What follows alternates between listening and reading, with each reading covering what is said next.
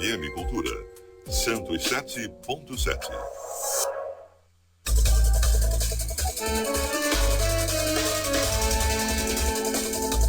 Cultura na mesa.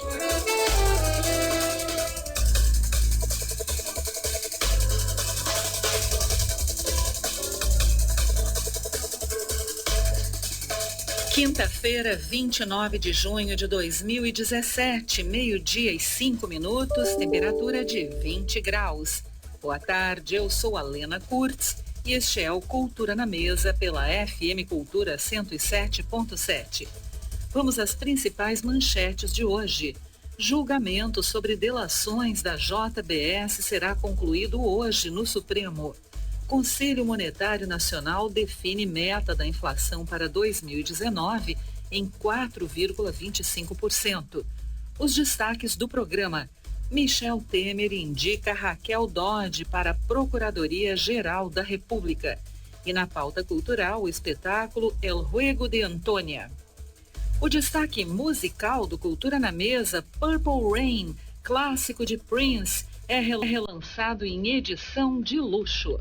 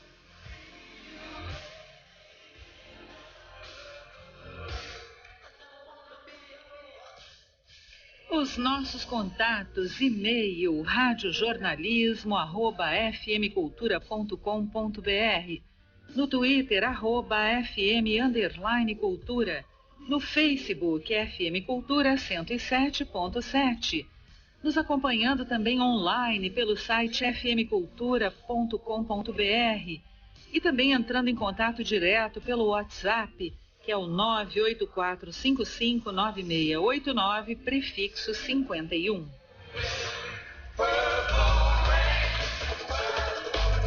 Conselho Monetário Nacional define a meta de inflação para 2019 em 4,25% e para 2020 em 4%. O intervalo de tolerância é de 1,5 ponto percentual para cima ou para baixo. E o senador Renan Calheiros anunciou no plenário do Senado sua saída da liderança do PMDB e também aproveitou para fazer críticas ao governo. O PMDBista disse que não irá ceder a Michel Temer e que o presidente tem postura covarde diante dos direitos trabalhistas. Renan afirmou que defende as reformas e que o Brasil precisa atualizar as legislações trabalhista e previdenciária. Entretanto, Calheiros criticou aspectos dos projetos que, segundo ele, caça direitos dos trabalhadores. E a segunda colocada na lista tríplice para a Procuradoria-Geral da República, a subprocuradora Raquel Dodge, foi a escolhida para a vaga pelo presidente Michel Temer, quebrando uma tradição desde 2003 de indicar o mais votado da disputa. Raquel Dodge vai substituir Rodrigo Janot, que apresentou denúncia por corrupção contra Temer nesta semana ao Supremo Tribunal Federal. O PMDBista preteriu Nicolau Dino, que foi o mais votado e é alinhado a Janot, cujo mandato termina em setembro. Para comentar qual deve ser a linha adotada pela futura chefe da Procuradoria, estamos em contato com o cientista político e professor da Univale, a Universidade do Vale do Itajaí, Fernando Fernandes. Boa tarde, professor. Boa tarde, Helena. É um prazer enorme estar de novo contigo e com teu seleto grupo de ouvintes. Muito obrigado. O senhor é muito gentil, professor. Nós também ficamos satisfeitos e agradecidos pela sua participação, até para que a gente possa entender, né, esse momento, porque esse país não para de nos surpreender, né, professor? E agora essa nomeação, assim, como diria minha mãe de 95 anos, a toque de caixa, né? Eu acho que é aquele tamborzinho do exército antigo, né? A toque de caixa já se indica, já sai a lista, é tudo muito rápido para a gente poder acompanhar. Como é que o senhor viu essa indicação? Surpreendeu de alguma forma? Não, óbvio que não. Há algumas questões que precisam antes ser esclarecidas e eu gosto de fazer isso para que aquele que está nos ouvindo tenha, digamos, a maior quantidade possível de informações para ele fazer o seu juízo. Esta tradição é uma tradição inaugurada em 2001, em maio de 2001. Não é uma questão que esteja na legislação. Não para a Procuradoria-Geral da República, está para o Ministério Público Estadual. Existe, sim, digamos, a confecção pela corporação de uma lista tríplice que é enviada ao governador e assim por diante, mas não para a Procuradoria-Geral da República. Então, como se diz, é uma tradição constitucional. Isso é uma falácia. Falácia? Sim, não existe, não há previsão legal para isto. Então foi inaugurado. A Procuradoria-Geral da República, em 2001, apresentou uma lista ao presidente Fernando Henrique Cardoso e ele escolheu o segundo colocado daquela lista. Ponto. Então, primeiro, essa lista tríplice não vincula o presidente da República. Sim. O legislador constitucional quis deixar o presidente da República muito à vontade, porque assim precisa ser. Você não pode subordinar um dos poderes da República a um órgão que faz parte de um outro poder. Você não pode fazer isso. Não pode ser imposto ao presidente da República pela Procuradoria, pelo órgão Procuradoria da República, que ele escolha dentre isto aqui. Por isso, o legislador constitucional não incluiu na Carta Magna.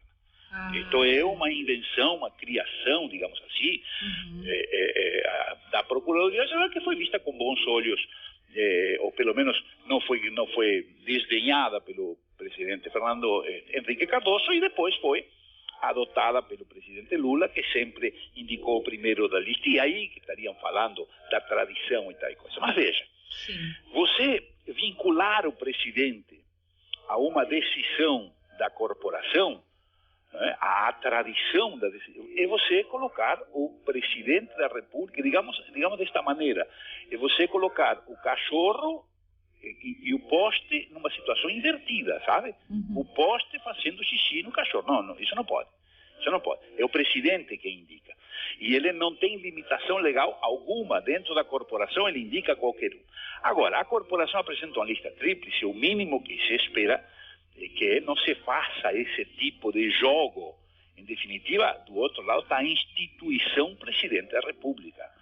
Então, independente se nós gostamos do ocupante do cargo, se nós respeitamos, se achamos que ele tem honorabilidade, não tem, ele representa o cargo presidente da República. Do outro lado está a mais alta autoridade de uma nação republicana. E ela tem que ser respeitada. Por isso, o legislador constitucional não colocou esse limite. Sim. Isso está claro, não é? Sim, com certeza. Tudo bem. Agora bem, o primeiro colocado da lista foi o indicado do Janot. Me parece que se tivesse sido ela a primeira colocada, o presidente, nas mesmas condições, digamos, sendo a queridinha do Janot, o presidente ia se obrigar a não indicar. Sim. Por quê? Porque, em definitiva, quem estaria indicando o Procurador-Geral da República, sucessor de Janot? Sim, que ele agora, Janot. A partir da denúncia, ele tomou o Rodrigo Janot como inimigo público, né? Sim, sempre tem essas brigas, sempre tem essas interpretações, sempre tem. Quando acusou o Lula, falhava a mesma coisa, a Dilma também, o PT reclamava porque estão nos perseguindo, enfim, essas reclamações fazem parte da história. Agora, daí a você querer que a Procuradoria-Geral da República, via opinião pública, engesse o presidente da República para que faça o que a corporação ou aqueles que têm maior prestígio dentro da corporação, não necessariamente os mais probos, os mais capazes, também não estou dizendo o oposto, para que faça o que aqueles querem também não, né? Presidente da República e Presidente da República, nós temos que continuar respeitando a instituição Presidente da República. Sim, agora, professor, essa nomeação nesse momento, assim, primeiro essa situação da rapidez, da pressa Sim. em logo indicar, né? E, normalmente demora uns dias, enfim, mas já foi no mesmo dia, houve a lista apresentada pela Associação Nacional dos Procuradores da República e em seguida já apontou quem ele escolhia e pronto. Agora, essa indicação dele pode ser entendida como um recado ao Rodrigo Janot? Assim, do tipo, não, agora tudo vai ser diferente, essa denúncia aí, agora tu vai pagar por ela, a Lava Jato vai ficar comprometida, eu consegui finalmente botar a mão, enfim, não sei, né? São ilações aqui que eu sim estou fazendo, né? Sim, e tu não isoladamente está fazendo essas ilações. Sim, o Brasil inteiro está preocupado. Exatamente, o Brasil inteiro, né? A partir de informações truncadas, a partir de insinuações, né? Quer dizer, isso faz parte do jogo político. Digamos assim, se insinuar porque em definitiva eu não consegui com que você indique, por exemplo, agora estão falando em eventualmente indo a denúncia lá para a Câmara para autorizar ou não o STF. Então a oposição, que é minoria, está querendo indicar o relator. Sim. Não, escuta, quem tem voto, vota. Quem não tem voto esperneia, isso é da política, é assim que funciona, entende? Essa frase é boa. Exatamente, quem tem voto, vota, quem não tem esperneia. Não, porque que nós estamos que não pode ser isto, que não pode ser aquilo, que não... Ou seja, fizeram um desenho que te leva a ele, ou seja, o único que pode ser relator sou eu, ponto. Percebeu? Não, quem tem voto, vota e decide, e quem não tem voto, fica esperneando. Pronto, tem o jus esperneando para ele. Mas veja, eu vou trazer um exemplo caseiro daqui de Santa Catarina. Eu não tenho acompanhado este aspecto no Rio Grande do Sul, por isso, lamentavelmente, não tenho um exemplo para te dar ali do Rio Grande do Sul. Mas veja, o governador catarinense, no mesmo dia, pouquíssimas horas, 2, 1h30, 3 horas depois, que sai a lista tríplice para indicar o desembargador, ele o nomeia. Ele não tem nenhuma obrigação, ele tem alguns meses para nomear. Ele nomeia poucas horas depois. Por que se faz isso? Para evitar a pressão. Sim. Você se livra da pressão. Imediatamente indicou, está indicado, não tem o que discutir. Sim. Saiu a lista em seguida, você indica e acabou-se. Acabou a conversa. Claro, acabou. Você vai pressionar o que já tem indicado. Sim. Agora ela vai ter que passar pelo crivo do Senado, como tem que ser feito. Sim, essa batina. Aí o Senado autoriza o Presidente da República a nomear ela definitivamente. O mandato do Procurador-Geral é de 2 anos, né, 2 professor? anos, é possível a recondução. E aí é diferente de uns outros mandatos, que é possível uma única recondução. Neste caso é possível a recondução. Tanto é que aquele Geraldo Brindeiro, chamado também conhecido também como engavetador geral da República, ele ficou, me parece que 8 anos.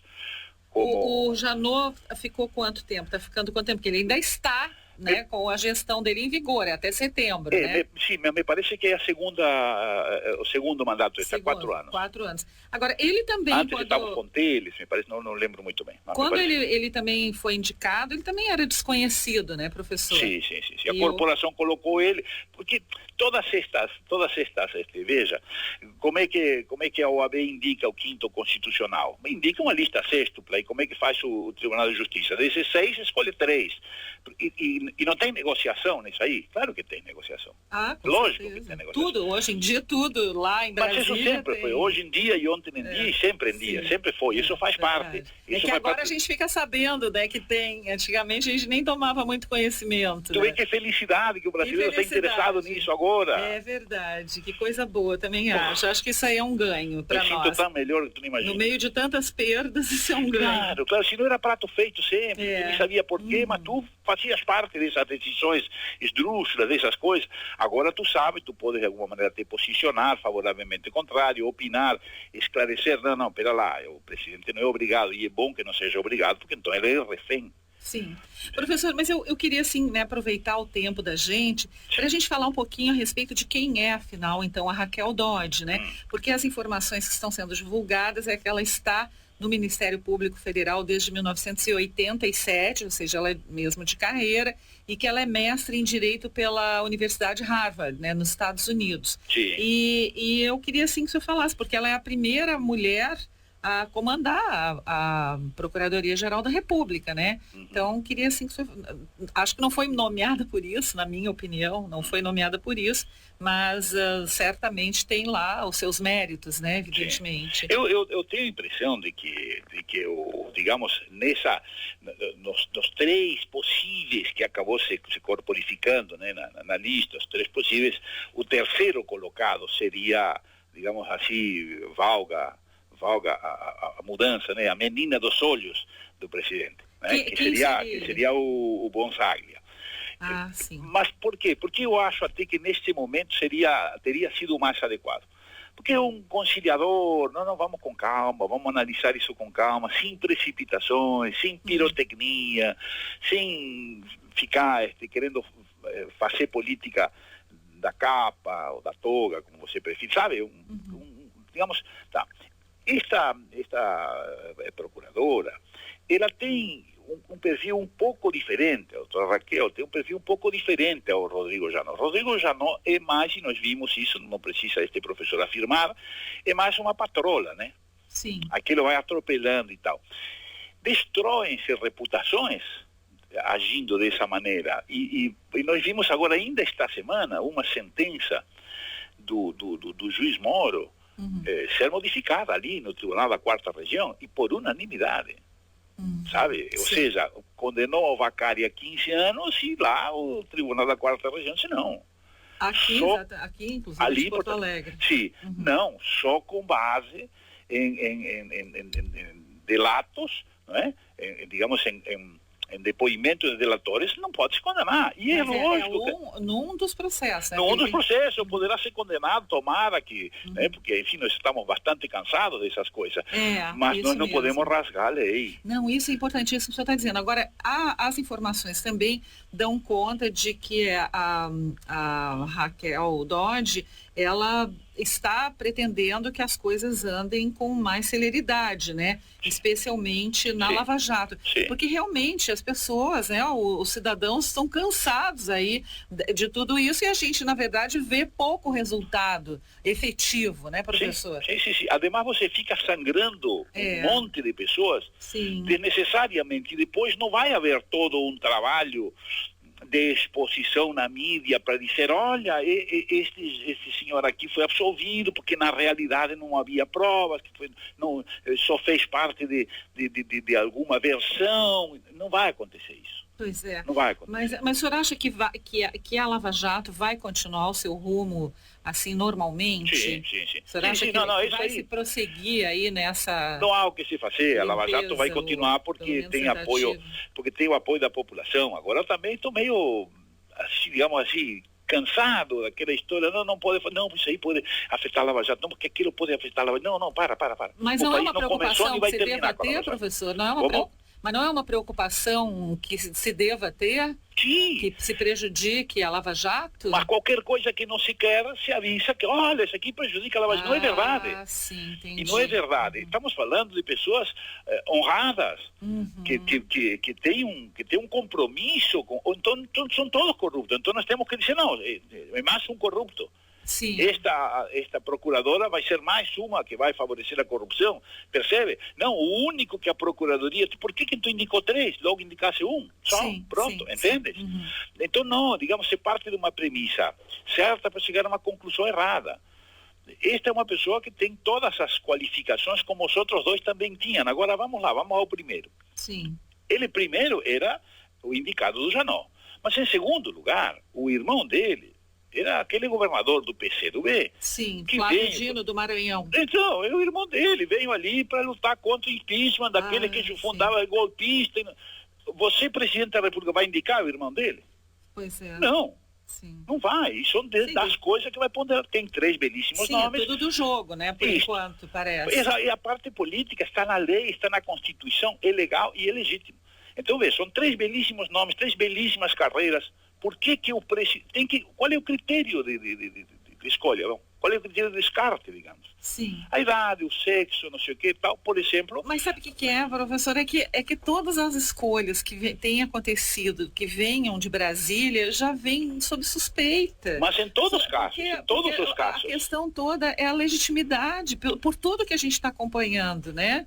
Então, sempre, mesmo que fosse talvez até nomeado o indicado pelo Janot, até ele também talvez incorresse nessa situação de ter, digamos, essa suspeita sobre ele, não é isso? Mas isso sempre foi assim. Todos os indicados pelo Lula, todos os indicados pelo Fernando Henrique, todos os indicados pelo Itamar Augusto Cantiero Franco, falecido, todos os indicados por Fernando Collor e assim por diante. Você lembra quando o Collor foi indicar o primo dele, para o STF, há 27 anos? Sim. O Marco Aurélio Melo? Está lá, está até hoje. É uma ilustríssima pessoa, uma figura agradabilíssima, um jurista de às vezes a pessoa também tem uma indicação política, mas ela se preocupa também com a sua própria biografia. Sempre isso é indicação normal, política. Né? Porque a pessoa fica assim também, né, dentro daquela situação de que tem uma biografia, tem uma história para zelar, né? Sim. É a nossa esperança, vamos dizer assim. Agora, de qualquer maneira, Raquel Dodge, ela terá que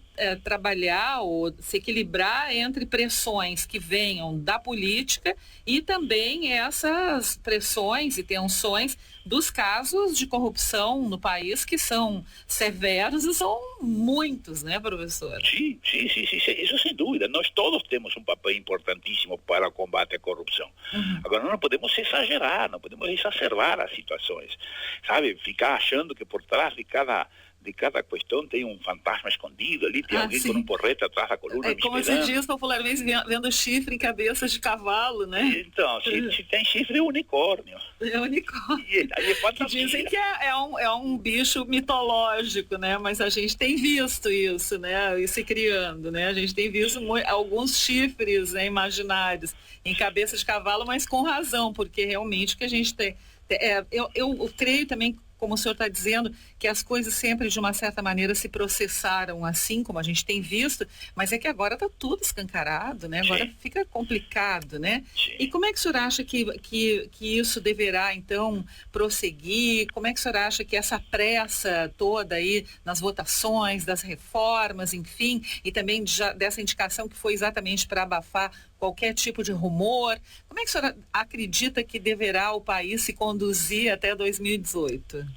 Eu tenho, para mim, muito claro que nós precisamos fazer algumas reformas, porque se nós estamos recebendo X e gastando 2 vezes X, ou nós aportamos mais ou nós cortamos despesa, isso aí, sem dúvida.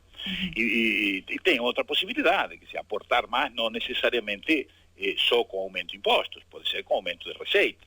Aumento de receita necessita de algumas questões, mais investimentos, necessita flexibilizações, necessita atender uma outra parte dos trabalhadores, e não somente aos que têm carteira assinada. Enfim, necessita modernizar a legislação. Então isso é inegável, né? A população toda já entende isso, já sabe que vai ter que ser feita essa reforma trabalhista, essa reforma da Previdência, e assim por diante. Isto por um lado. Por outro lado, qual é o problema? O problema é a mesquinhez do nosso político, que se ele aprovou, então eu não vou contar ponto.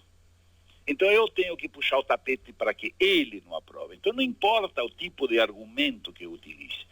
Eu tenho que impedir. Do outro lado está o Brasil se debatendo para resolver rapidamente estas questões. E rapidamente é relativo. Nós estamos discutindo a reforma trabalhista, fiscal, política e da Previdência há 30 anos, há 40 anos.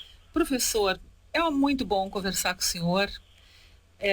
Eu vou agradecendo muito aqui a sua participação conosco no Cultura na Mesa. Obrigada pelas informações, nos ajudando, como sempre, a entender esse momento, tá bom? Tá bom, muitíssimo obrigado pelo convite. Obrigada. Mais uma vez, obrigada por atendê-lo. Obrigada, professor Fernando Fernandes, cientista político, professor da Univale, a Universidade do Vale do Itajaí. Agora, 12h29, temperatura de 20 graus. E a gente então segue de música. Álbum mais famoso de Prince, o clássico Purple Rain, está sendo relançado em edição de luxo.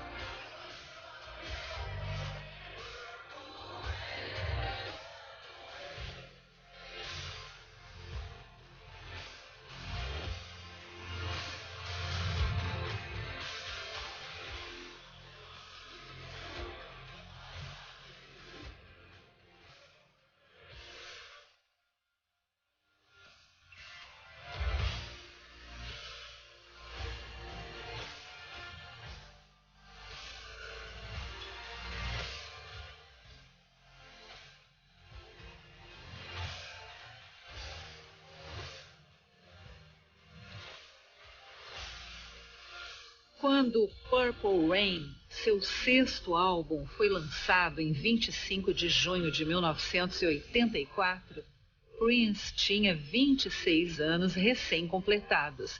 Ainda que seu impacto comercial fosse bem menor que Michael Jackson, que havia lançado o arrasa-quarteirão Thriller um ano e meio antes, Prince Rogers Nelson já era o cara em termos exclusivamente artísticos. Cantor, produtor, compositor, arranjador, multi-instrumentista, era o próprio Mozart do pop, a musicalidade em pessoa. Purple Rain é o primeiro disco de Prince com uma das tantas bandas criadas por ele. The Revolution marca a primeira aparição da guitarrista Wendy Melvoin, que tocaria com Prince por muito tempo, e também formaria com a tecladista Liza Coleman a famosa dupla Wendy and Liza, e consolida de vez a maturidade sonora do cantor e compositor, mixando as raízes soul, funk e R&B de sua música com ecos de hard rock e até de heavy metal em algumas passagens de teor pop e experimentalismo. Também foi premiado, concebido como trilha sonora de um filme também dirigido por Prince. Ganhou o Oscar de melhor canção do ano e 2 Grammys de melhor performance vocal de grupo ou duo e melhor trilha sonora para cinema ou TV. Está registrado na Biblioteca do Congresso norte-americano desde 2011 e vendeu mais de 13 milhões de cópias nos Estados Unidos e 25 milhões em todo o mundo. Agora, Purple Rain está sendo relançado no mercado norte-americano em Deluxe Edition, numa parceria entre sua gravadora original, a Warner, e o selo Reno, especializado em reedições. Além de uma nova masterização do disco original, o pacote, lançado em vários formatos diferentes, traz um DVD com a íntegra de um show realizado em 1985 e um terceiro disco, com lados de singles e sobras de gravação da época. Ouvimos então com Prince and the Revolution, Purple Rain.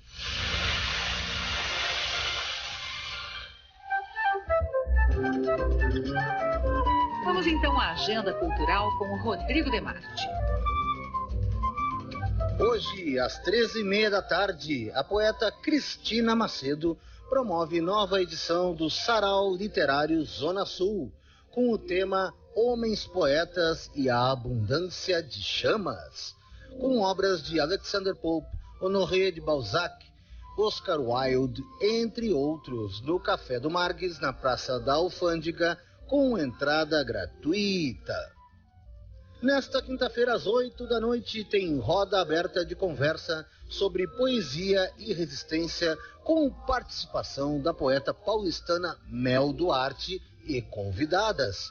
No Aldeia, na Rua Santana 252, a entrada é franca. A cantora Adriana Defente e o pianista Max Sudbrack interpretam canções do álbum Elis e Tom, de Elis Regina e Tom Jobim, na íntegra, em formato voz e piano, hoje às 20h30, no Teatro do Abelardo, no Vila Flores, na Rua Hoffman 45, ingressos a R$30 o primeiro lote. O projeto Ocidente Acústico recebe o Império da Lã, coletivo de músicos que completa 10 anos de atividade, nesta quinta-feira às 11h, no Bar Ocidente, com ingressos a R$30. Amanhã às 10h, Carlos Badia Trio estreia no London Pub e Bistrô, que fica na Rua José do Patrocínio 964.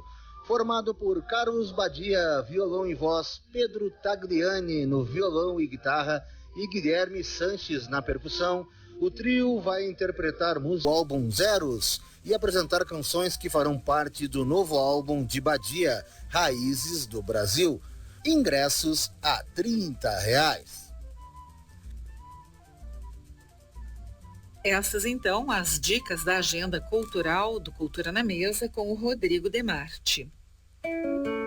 E logo depois do Cultura na Mesa, vem aí o Demétrio Xavier com os Cantos do Sul da Terra. E hoje ele vem acompanhado de Elírio Garcia Marques, de Pedro Hortaça e de Saint-Exupéry. Com tudo isso, já dá para saber que vai estar bonito. E a partir da 13h, logo após o Cultura na Mesa, que faz agora um rápido intervalo e volta em seguida.